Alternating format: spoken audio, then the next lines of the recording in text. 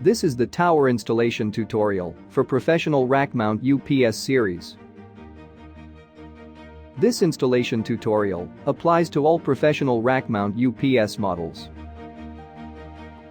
Important notice: before installation, please read the safety precautions that can be found in the user's manual, quick start guide, and/or other related documents. To start, prepare the UPS unit.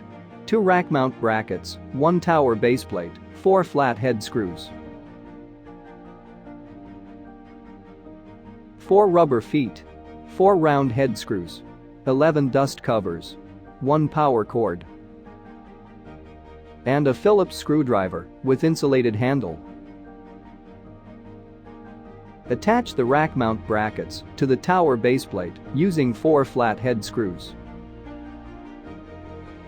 Remove the faceplate of the UPS and rotate the LCD module.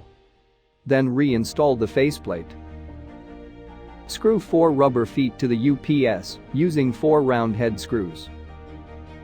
Then put the UPS onto the assembled tower stand. To prevent dust from entering the UPS unit, plug the screw holes with the 11 dust covers. Plug the power cord to the UPS and the utility grid. To complete the installation, press the power button and enter button to turn on the UPS.